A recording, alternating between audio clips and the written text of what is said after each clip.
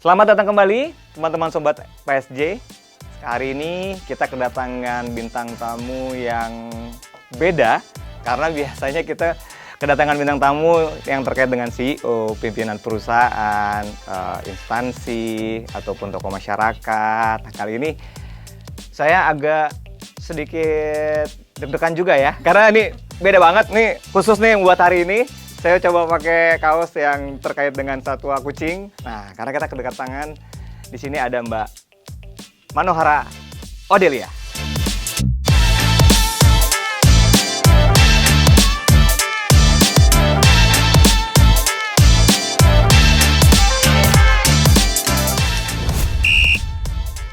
Jangan lupa untuk subscribe, like, komen, dan share.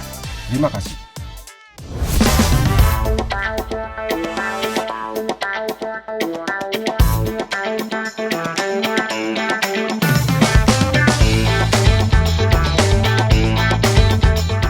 Tamu kita kali ini merupakan aktivis perlindungan satwa. Lama tak terlihat kemunculannya di ranah publik, bintang tamu kita kali ini membuat kita takjub dengan perannya yang sebelumnya tidak kita kenal. Manohara Odelia, aktivis untuk Jakarta Animal ID Network, JAAN, dan Sumatera Wildlife Center yang mendedikasikan dirinya untuk improving the welfare of animal in Indonesia.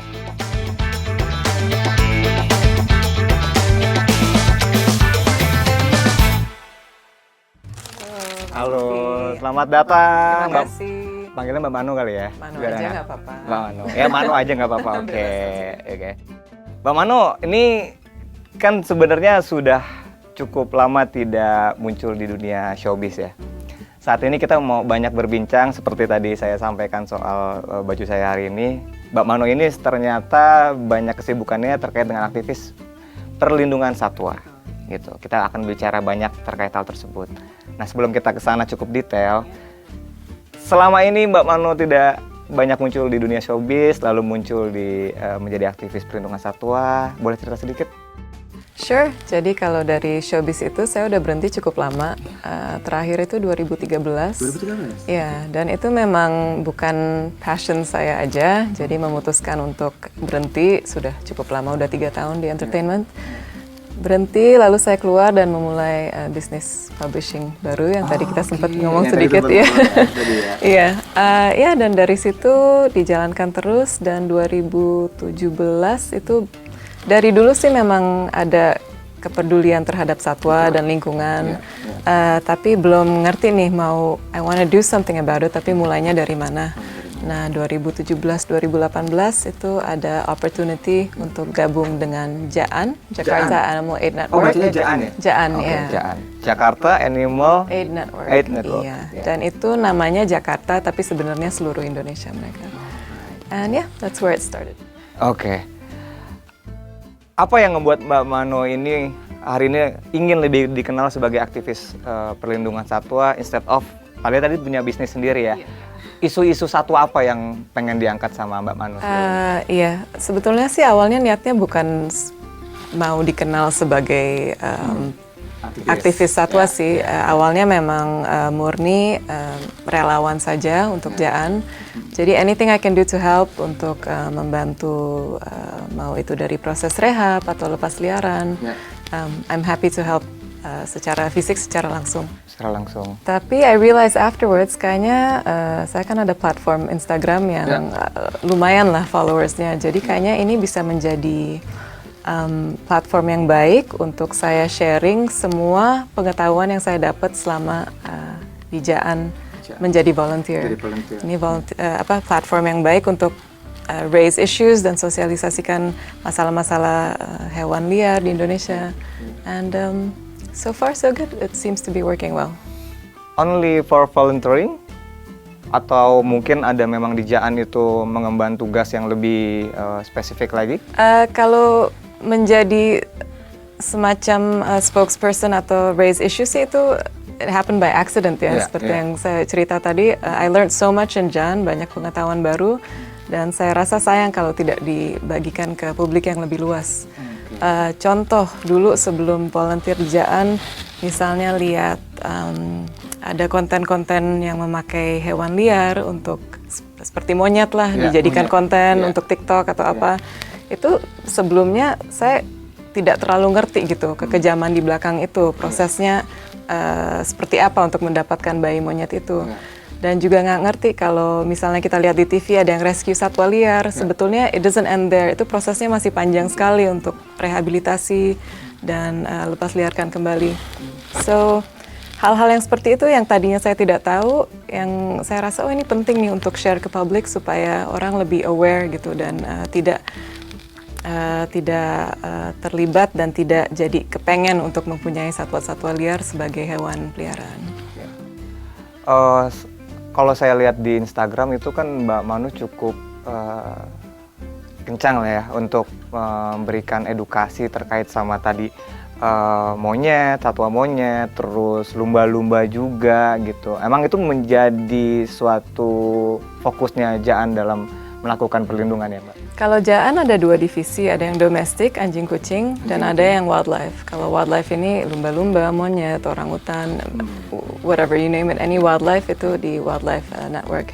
Saya sendiri volunteernya di wildlife. Jadi apapun itu yang masuk dalam kategori wildlife yang saya rasa butuh di-up dan menjadi masalah besar di Indonesia, ya itu yang akan saya post. Iya. Bawakan. Iya. Oke, tadi sempat cerita sedikit, boleh kita ulas juga Mbak Manu, bisnis Mbak Manu yang terkait publishing itu boleh diceritakan sedikit terkait hal apa? Silakan. Iya, itu perusahaan publishing namanya Tiga Meja Kreasi. Tiga Meja Kreasi. Iya, Okay. fokusnya sih ke corporate magazines ya, jadi untuk rumah sakit atau mall atau few insurance companies. Mereka kalau bikin corporate magazines atau things on their website itu kami yang buatkan. Oke, sudah berapa banyak magazine atau sudah berapa banyak rumah sakit ataupun entitas yang sudah Cukup banyak ya, kami berjalan dari tahun 2014 sampai sekarang masih terus berjalan. Kenapa lebih memilih bisnis publishing dibanding mungkin kalau misal membawa nama Mbak Manu yang sudah mungkin terlibat dulu di dunia showbiz gitu, mungkin bisa lebih tajam gitu dunia modeling apa segala macam. Nah, kenapa publishing? Seperti yang saya bilang tadi, kalau dunia entertainment memang bukan passion ya. Dan sebetulnya my passion is this wildlife work, is my volunteering for wildlife. Nah, I'm lucky enough dengan perusahaan publishing ini sudah berjalan sekian lama, masih bisa sekali-sekali ditinggal lah untuk bisa traveling dan mengerjakan volunteering dengan Jan ini. Sudah ke daerah mana aja tuh Mbak? Karena saya lihat IG-nya wildlife-nya udah beberapa tempat itu. Iya, sudah kemana-mana ya, ke Bali, Jawa Timur, Jawa Tengah, ke Papua, so it's really all over. Overall Indonesia ya? Iya, tergantung satwanya apa. Seperti misalnya satwanya endemik dari Papua, ya kami harus bawakan kembali ke Papua. Gitu, ya. Oh, saya lihat juga ada banyak pelepasan hewan ya di sana ya, di masing-masing tempat tersebut ya. Yang lagi current issue benar-benar harus dilindungi kira-kira saat ini? Current issue itu kayaknya dengan monyet ekor panjang, makaka ekor panjang. Itu yang biasa kita lihat untuk dibuatkan konten-konten atau monyet yang dipakai untuk atraksi topeng monyet. Iya, topeng monyet. Iya, topeng monyet itu yang sekarang sudah illegal by the way di Indonesia. Iya, dan itu illegal atas kerja kerasnya Jaan juga, dan mereka yang hentikan itu di lobby. Dan thankfully 2014 when Jokowi was governor, beliau yang menyatakan bahwa sudah ilegal, sudah tidak diperbolehkan lagi. So that was a huge victory. Tapi sayangnya sosialisasi to the public, to masyarakat masih belum banyak. Minim ya? Iya, minim.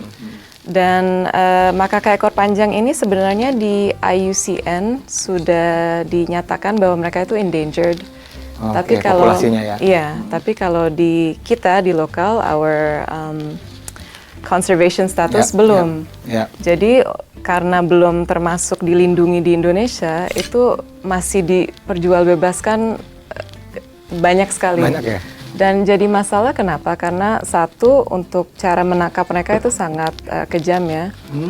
Monyet itu seperti nggak jauh lah dari manusia, sama anaknya. Mirip ya? Sangat protective.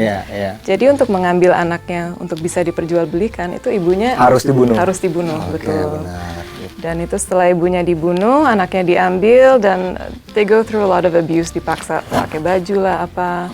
Dan konten-konten seperti kalau mereka senyum itu terlihat cute, tapi sebenarnya kalau monyet senyum itu memperlihatkan that they're scared, it's fear. So they're showing teeth to defend themselves. Iya. Jadi banyak hal-hal seperti itu ya, yang orang lihatnya lucu tapi nggak ngerti sebetulnya ngerti apa. sebenarnya apa ya. Iya, dan ini monyet hanya bisa dihandle paling a couple years sampai mereka sudah dewasa, dan itu mulai ganas udah nggak bisa lagi, taringnya sudah keluar, nggak akan bisa lagi mau disuruh mandi, mau disuruh apa. At that stage biasanya orang taruh di kandang seumur hidup, di rantai seumur hidup, atau dilepas begitu saja. Dan ini yang menimbulkan banyak sekali konflik dengan masyarakat karena mereka pasti akan attack orang sekeliling. Ya, karena biasanya harusnya di alam liar ya Mbak Mano ya. Oke, kita break sebentar untuk masuk ke segmen berikutnya. Kita akan masih lanjut, kita ngomongin tentang perlindungan satwa bersama Mbak Manohara. Ditunggu ya.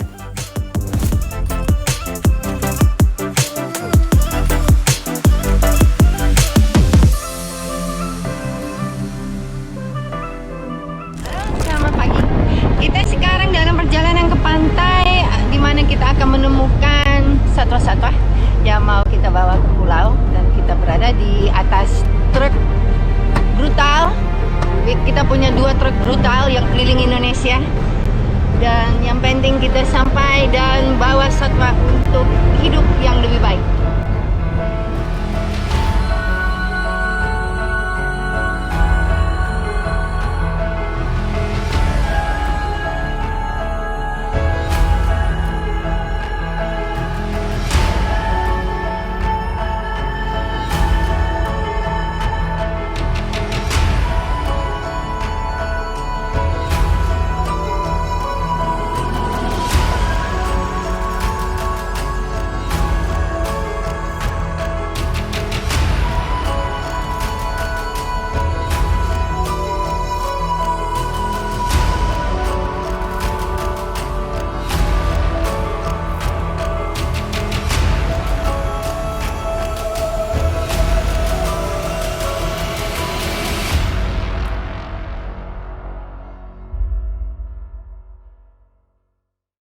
Balik lagi di segmen kedua. Saat ini kita masih sama Mbak Manohara Odelia.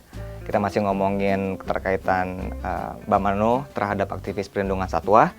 Kalau tadi kita udah ngomongin satwa apaan aja, perannya seperti apa. Saya juga mau tahu nih, kira-kira Mbak Mano di Jakarta, di Indonesia ini ada lagi nggak yang serupa dengan Jaan yang punya spirit yang sama untuk perlindungan satwa? Untuk perlindungan satwa banyak ya, ada Nata Satwa, ada Animal Defenders, tapi mereka kebanyakan ada wildlife-nya juga, tapi yang betul-betul fokus ke wildlife. Kayaknya saat ini sih Jaan. Di bawahnya Jaan ada Sumatra Wildlife Center, iya, dan Ellis Park juga, jadi ada beberapa divisinya lagi. Kalau jadi sebuah topik ya, kalau dilindungi kan biasanya sesuatu yang sudah sifatnya langka ataupun yang dikenal sama banyak masyarakat gitu. Kalau wildlife ini kan sebenarnya sesuatu yang udah wild gitu, yang memang beredar di hutan, di tempat hidupnya dia gitu. Kenapa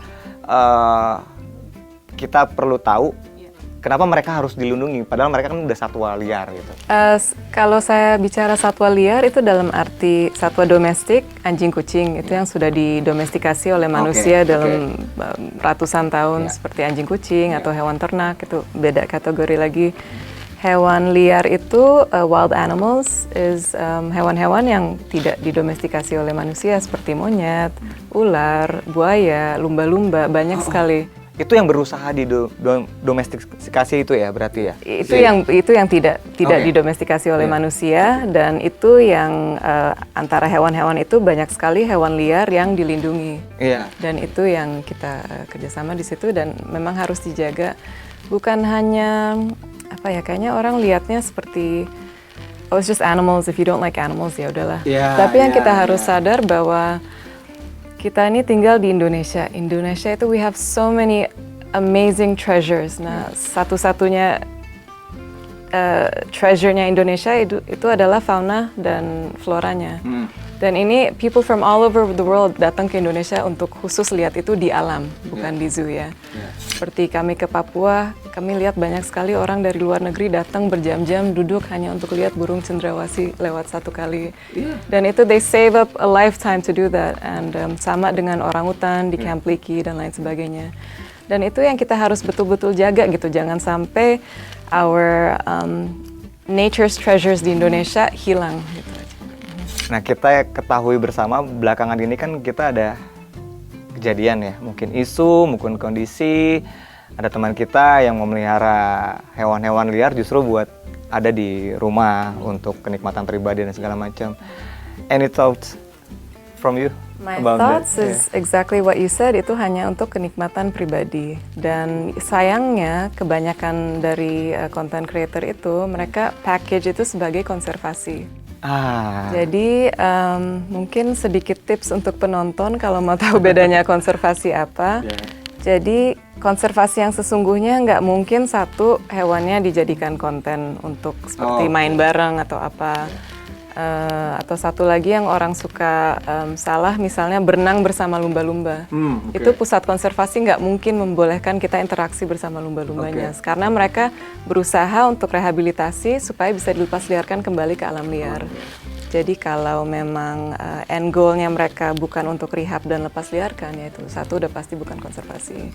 That's number one. And number two, harus disadarkan juga bahwa content creator ini kan mereka dapat sumber keuangan ya dari situ. Dan juga dapat fame, infamy, jadi itu lebih buat ego dan diri sendiri. Tapi kalau kita memang betul-betul research, dan researchnya dari sumber-sumber yang betul ya, jangan dari orang-orang yang ingin memperjualbelikan satwa itu kembali, tapi dari seperti biologist atau scientist, itu akan jelas lah kita lihat bahwa apa yang mereka lakukan itu sangat tidak ethical. Iya, oke. Berarti emang hal tersebut sebenarnya harusnya tidak kita dukung ya dari segi hal apapun ya, dari exposure di sosial media gitu. Dan bahkan sekarang ada reportnya kan, bisa di-report sebagai animal abuse.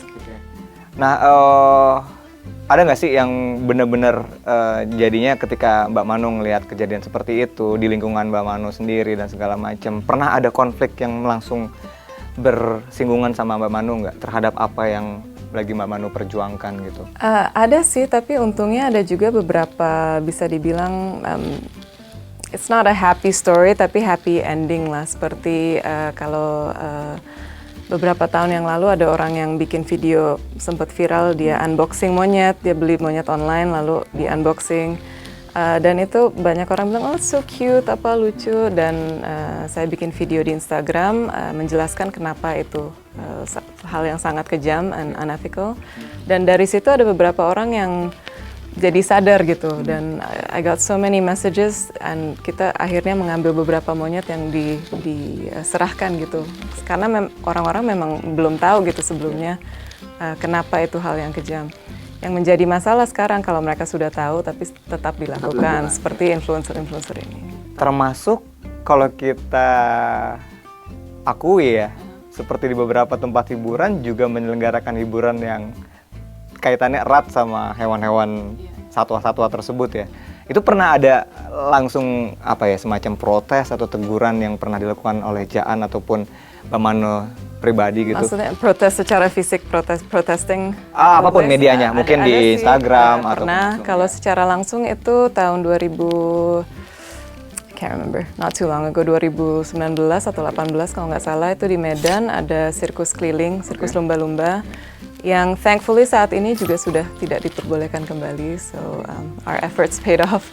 Tapi sirkus lumba-lumba keliling itu pada saat itu, jadi lumba-lumba dimasukkan ke truk keliling Indonesia, dan itu kondisinya sangat buruk. Mereka hanya di kolam kecil, pas pindah-pindahnya ditutup handuk basah dan terpal.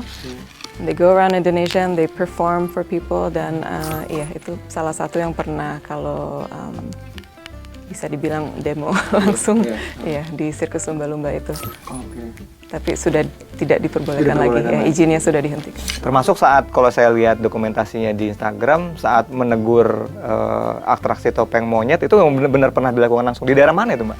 Itu satu sudah ilegal ya, jadi kalau kita lihat topeng monyet, you can call the police, dan mereka harus ambil karena memang undang-undang di Indonesia sudah tidak diperbolehkan lagi.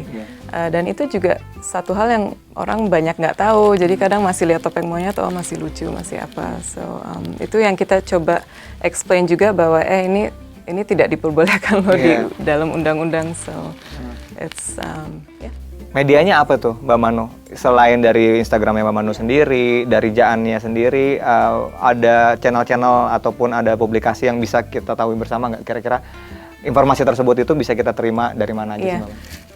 Selain dari Instagram langsungnya Jaan atau Sumatera Wildlife Center, banyak sekali orang-orang yang seperti saya yang menyebarkan ilmu tentang satwa liar. Salah satu that does it way better than I do secara lebih ilmiah itu ada namanya Reza Maulana. Iya, itu bisa dicek juga di Instagramnya.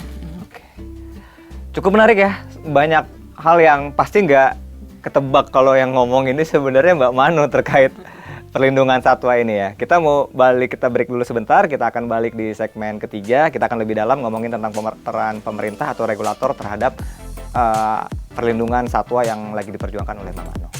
Tunggu sesaat lagi.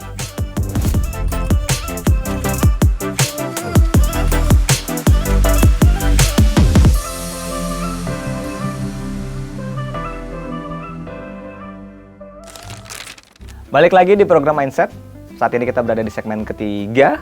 Nah, di segmen ini mau lebih fokus ngobrolin tentang peran-peran regulator atau pemerintah terhadap perlindungan satwa. Tapi sebelum itu tadi saya sempat ngobrol-ngobrol sama Mbak Mano. Beberapa hari lalu dia baru dari Waikambas, benar Mbak Mano ya? Iya. Apa aja yang dilakukan di Waikambas, Mbak Mano? Di Waikambas itu kami lepas liarkan beruk, makaka ekor panjang, sama elang brontok dan erang bondol. Ya, 4 spesies. Emang habitatnya di sana atau emang kondisinya? Memang ada spesies-spesies tersebut ada juga in nature di Waikambas, makanya kami bisa lepas liarkan di sana. Itu memang selalu jadi agenda rutinnya Jaan ya untuk melakukan hal tersebut? Tidak, kalau lepas liarkan di Waikambas ini if I'm not mistaken pertama kalinya untuk multispesies seperti itu.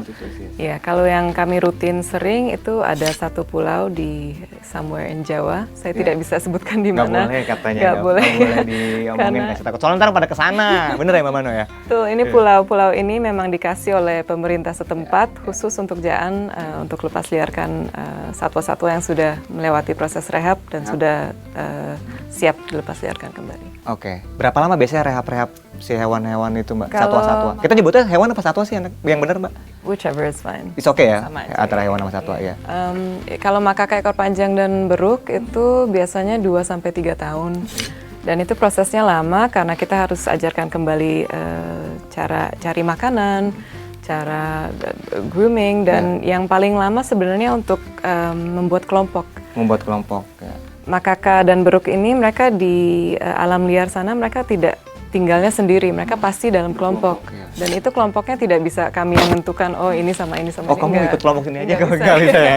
Itu bisa nggak diterima dan Malah jadinya berantem ya? Iya, bisa sampai dibunuh gitu kalau nggak oke. diterima. Iya. Jadi proses pembentukan kelompok itu sendiri yang makan waktu sangat lama gitu. Itu ditungguin sama Jaan untuk melakukan proses itu? Iya. Oke. Jadi saya sendiri sebenarnya hanya relawan yang datangnya at the very end aja untuk lepas liarkan, tapi banyak sekali relawan-relawan dan orang-orang yang kerja di Jaan yang luar biasa dedikasikan hidupnya mereka untuk memang betul-betul setiap hari di lapangan dan dengan satwa-satwa, dan mereka benar-benar orang-orang yang patut kami apresiasi. Oke.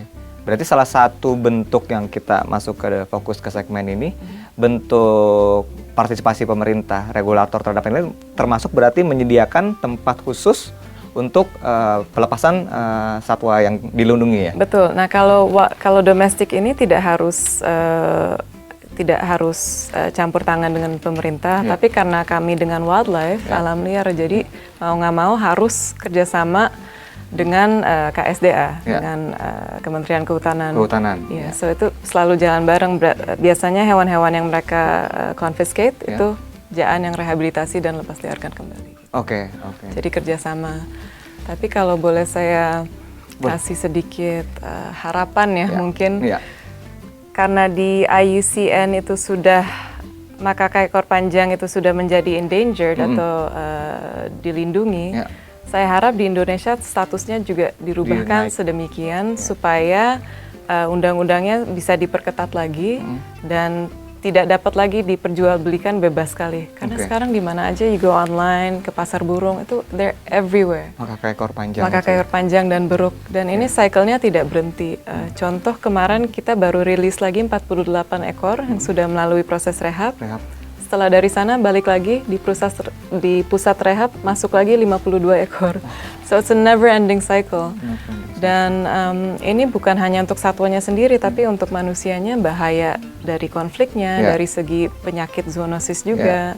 Banyak penyakit-penyakit di monyet yang tertular di manusia dan sebaliknya.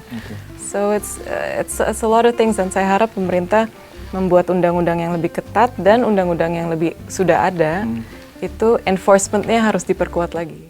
Karena undang-undangnya sebenarnya sudah ada atau sebenarnya belum? Kalau makaka ekor panjang dilindungi itu belum. Belum. Tapi saya harap very soon akan dirubah itu. Tapi undang-undang yang sudah ada itu jarang sekali di-enforce.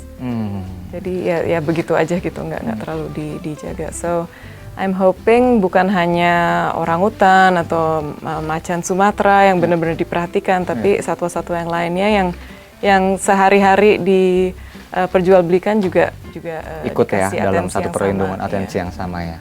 Kalau kita aja nggak mau pilih kasih, satwa juga nggak mau pilih kasih ya terhadap hal itu berarti. Nah, sekarang Mbak Mano aktif di Jaan tadi gitu. Untuk terkait dengan regulasi, keterlibatan pemerintah, sebenarnya kan butuh sosok yang memang ada di sana gitu. Apakah Mbak Mano kepikiran untuk memperjuangkan tersebut dari jalur-jalur politik, dari jalur-jalur apa yang semacam itu, yang pada akhirnya goalnya tetap perlindungan satwa? Ada kepikiran ke sana Mbak Mano? Saat ini sih belum ya, belum ada kepikiran untuk mau masuk terjun ke dalam dunia politik. But that is a possible thing, dan untungnya banyak sekali orang yang kenalan di DPR misalnya. Ada 1-2 yang memang punya care khusus terhadap isu-isu seperti ini, dan mereka sangat membantu juga. Kadang misalnya kami mau minta audiensi dengan Ibu Siti Nurbaya misalnya, nah mereka akan fasilitaskan itu. Iya, oke. Pertanyaan berikutnya, selain peran pemerintah atau setara pemerintah, adakah pihak-pihak lain yang selama ini banyak membantu perlindungan satwa di Indonesia? Jadi, Jaan ada, pemerintah ada pihak-pihak lain yang secara spesifik atau secara serupa gitu memperjuangkan hal yang sama di Indonesia dengan caranya mereka? Iya, banyak, dan itu biasanya spesifik ya ke hewannya apa. Seperti orangutan di Indonesia ada Biru Tegaldikas. Biru Tegaldikas. Iya, yang mendirikan Camp Liki. Dan banyak seperti yang saya sebutkan tadi, ada Nata Satwa, iya juga, dan itu didirikan oleh Devina, dan she's very active in animal rescue juga. So. Harapannya yang paling sangat amat, selain tadi soal enforcement, ada harapan lain nggak yang kira-kira dari segi, itu kan ke pemerintah ya, mungkin dari segi kita juga yang masih harus tahu bahwa perlindungan satwa ini adalah isu yang tidak boleh dikesampingkan. Ada nggak yang Mbak Mano ingin sampaikan kepada kita semua untuk aware terhadap, selain tadi ya, kalau ada topeng monyet langsung call the police gitu. Ada hal lain lagi mungkin yang dari dalam dasar diri kita mesti dibuka dulu nih paradigmanya supaya mereka paham. Kira-kira ada nggak Mbak Mano? I think just have an open mind gitu. Banyak orang yang kalau mempunyai sebuah pengetahuan atau ide tidak mau berubah dari itu.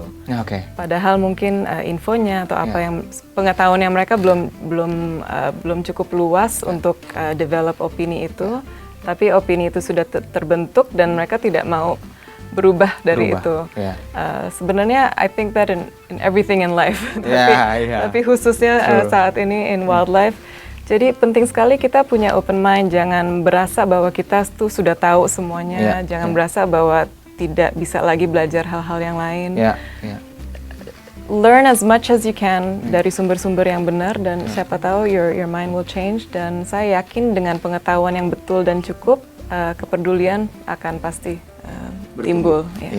Karena memang tidak dapat dipungkiri kita hidup juga berdampingan dengan satwa, dengan manusia lain, dengan lingkungan, makanya that's all semuanya menjadi satu circle yang memang harus kita satu ekosistem, dan kita harus sadar kalau satu itu dicabut dari ekosistemnya, semua ada dampaknya yang negatif. Itu harus dijaga. Menarik banget. Kita masih ada satu segmen lagi. Kita mau break dulu untuk di segmen ketiga ini. Nah, untuk bagian terakhir nanti kita mau ngobrol tentang harapan dan cita-cita perlindungan satwa di Indonesia seperti apa. Sama kita tanya Mbak Mano. Oke, kita break dulu sebentar. Tunggu balik lagi kita di program Mindset.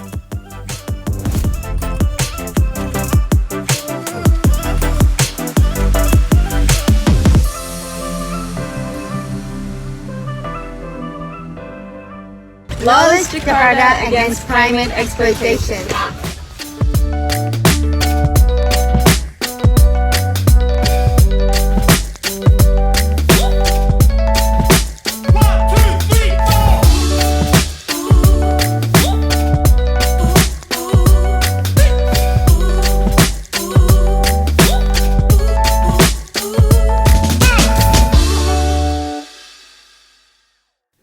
Ya, kita balik lagi di program Mindset.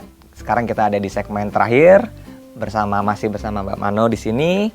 Kita mau tanyain Mbak Mano terkait dengan harapan dan cita-cita perlindungan satwa yang ada di Indonesia gitu. Nah, sebelumnya ada prolog yang ingin saya sampaikan terkait dengan kalau di isu lingkungan Mbak Mano, itu kan ada pandawara ya, yang dari satu tempat ke tempat lain gitu. Terkait sama apa yang lagi sedang Mbak Mano lakukan, itu juga ada hal yang serupa nggak? Supaya semuanya tuh jadi merata lah gitu. Bisa diceritakan Mbak Mano?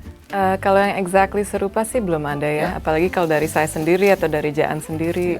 Sepertinya kalau mau membuat hal yang serupa untuk satwa, harus turun tangan pemerintah juga yang sangat besar ya untuk bisa melakukan program-program seperti itu. Tapi ada beberapa tempat yang memang kita datang secara langsung dan lihat kondisinya seperti apa. Mungkin ada dua yang saya ingin sebutkan. Satu di Tapanuli. Itu awal mulai kami ke sana karena selama ini orang hutan diketahui cuma ada 2 spesies, Borneo sama Sumatera. Yes, orangutan. Dan baru di discover ini ada ketiga, orangutan Tapanuli. Dan begitu di discover, it's a huge discovery for science. It's a new species of orangutan. It's a major thing. Tapi begitu ditemukan, mereka sudah langsung endangered. Dan lebih parahnya lagi karena kawasan mereka itu dibangun PLTA pada saat itu dan sekarang it's already up and running. Jadi hutannya it's basically Spesies baru? baru ya, orangutan baru. Ada namanya atau ada? Tapanuli orangutan. Yang orangutannya tetap orangutan atau di Orangutan Tapanuli. Jadi orangutan itu misalnya kami ambil orangutan dari expat atau apa harus dites DNA-nya dulu. Ini lepasnya di Borneo apa di Sumatera. So it's different DNA, different species ya. Jadi baru banget berarti di Baru iya, Tapanuli ini baru. Dan kami ke sana dan sayang sekali lihat kawasannya mereka betul-betul hilang dan ini berita konservasi ini sangat sulit untuk diangkat karena memang ada bisa dibilang oknum-oknum yang coba untuk berita ini tidak diekspos secara internasional. Iya, internasional. Itu satu. Kalau mungkin di Kalimantan ya, as we all know banyak sekali sawit. Ya, betul. Kawasan-kawasan yang dipakai untuk sawit. Dan sedihnya pas kami ke sana lihat secara langsung banyak juga kawasan-kawasan yang harusnya dilindungi, tapi pas kami sampai ternyata sudah ditebang dan sudah jadi sawit juga. Sawit juga, oke. Jadi itu satu dan mungkin kalau seperti yang tadi disebutkan belum ada, tapi orang-orang seperti Biru Tegaldikas yang punya Orangutan Foundation Indonesia itu mereka mengumpulkan sumbangan dan membeli lahan dan itu cara mereka untuk protect forestnya supaya tidak dibeli oleh perusahaan palm oil dan tidak ditebang. Pakai dana sendiri? Dana donasi. Ada kumpulan donasi ya, karena NGO ya berarti ya gitu. Berarti kalau kita bisa karena ini segmen terakhir ya Mbak Manu, harapan besarnya Mbak Manu tuh terhadap kondisi satwa di Indonesia seperti apa? Satwa di Indonesia mungkin hanya recap apa yang kita sudah bicarakan tadi ya. Harapannya satu, supaya masyarakat lebih aware dan lebih peduli terhadap satwa-satwa Indonesia dan sadar bahwa satwa-satwa kita itu adalah sangat unik dan they're treasures to Indonesia dan itu yang kita betul-betul harus banggakan dan harus jaga.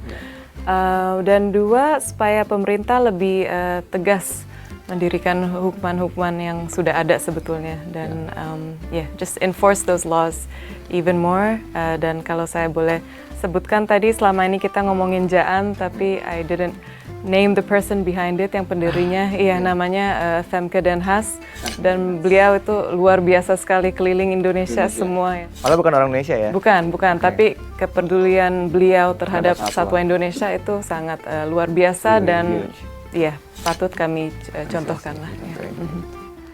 Dalam perjuangan yang dilakukan sama Mbak Mano sekarang, ada langkah-langkah besar lagi yang ingin disampaikan, yang pengen banget untuk dilakukan tapi belum dilakukan sejauh ini sama Jaan ataupun sama Mbak Mano sendiri gitu, planningnya ke depannya?